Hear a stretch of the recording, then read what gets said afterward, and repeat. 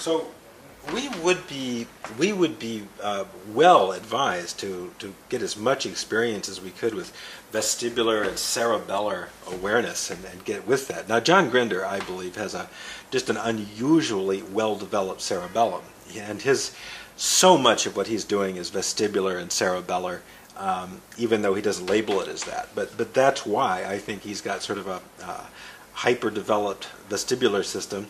I think that's one of the reasons why the new code came into being, was to take advantage of John's cerebellar apparatus. As we move up, of course, to the chunk down area, the area of evidence, what is your evidence? How do you know it? Could you be specific? Specifically, what do you mean? What is an example of this? What is an example of this? And you might describe either the specific internal, visual, auditory, kinesthetic, olfactory, vestibular, pheromonal, whatever tactile attributes, or you're describing the world in terms of sensory information, in terms of measurement and exactitude. And some people that have a relatively narrowed ego state have a very hard time specifically describing what, when, who, where, how.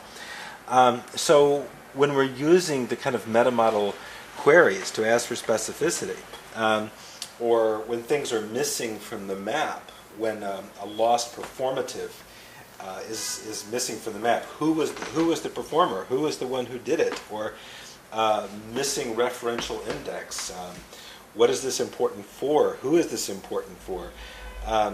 What does the outcome look like? When we get very, very specific and we're describing very specific paths from one place to another, we've chunked down.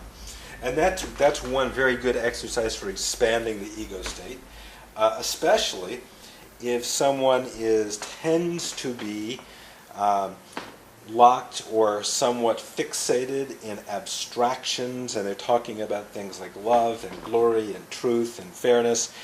And you might say, well, great, what does love, glory, truth, fairness mean? Could you give me specific descriptions of how that works?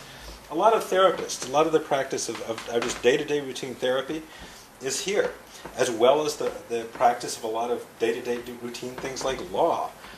The area of law is the body of what are called the rules of evidence exist up here. If you're going to go into a court, you've got to and introduce evidence that would have to conform to the rules of evidence. And so you've got maps up here of what we can use as evidence down here.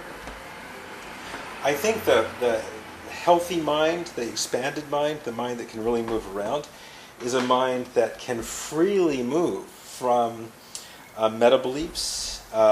It can elegantly and freely chunk up to its abstract representations and maps and understands them as representations and maps.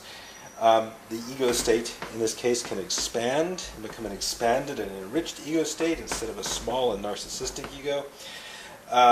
We can chunk down to high degrees of specificity, and in a sense, we get in touch with ourself. We connect with ourself. This is sort of our core internal gut sense that probably involves things like the enteric nervous system, sort of where we get our gut feelings and our unconscious clues and things like that, and our sense of balance and position in the world.